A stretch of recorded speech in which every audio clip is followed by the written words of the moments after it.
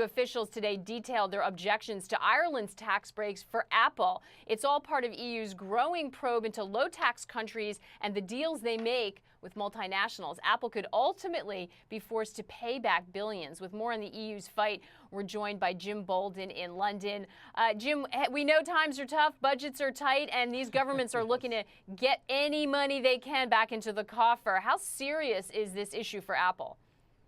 Well, this is very serious for Apple in the sense that they could be found to have allowed themselves to get into the situation where they've broken EU rules on state aid. They might have to pay a fine, but that's not really the story. Apple will be able to afford if they have to pay back some of the taxes.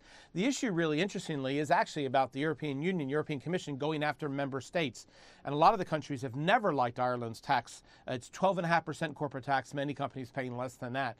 And so this is more about the Commission going after Ireland for a deal that was struck the first time in 1991, Maggie. That's when Apple signed the deal for this kind of tech. Now, they signed a deal, and they'll say Apple said, we did nothing wrong. This is the deal offered. We signed the deal. That's it. So it's more about Ireland making that deal to begin with. The same you could say about Fiat when it comes to Luxembourg, and also we might hear about Starbucks and the Netherlands. All these companies, all these countries are being looked at, scrutinized, possibly for what we would call aggressive tax avoidance, Maggie. Aggressive tax avoidance. Talk about a clawback, Jim. I mean, these are going back pretty far in history. But you bring up a really good point, because when we're looking at this, we're not talking about some small island someplace that's a tax shelter. We're talking about major European countries. What has been the response from Ireland? Are these countries, how are they playing this issue? Because it could be a real divide for the EU. How are they approaching it?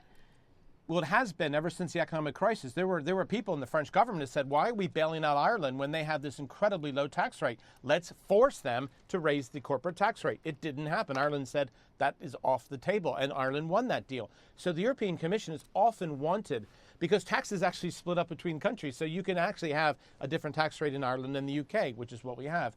So Ireland says, we've done nothing wrong. We don't feel this is illegal state aid. That's the term being used. Is it illegal state aid? That's what the Commission's investigating. They feel in the Apple Ireland case specifically that there is probably illegal state aid. Now they're going to take a few more months to investigate further. This has been long running. As I said, the first deal 1991, second deal 2007. Apple very clearly states, we signed the deal, presented to us, we were happy with the deal, obviously, and so they feel they've done nothing wrong.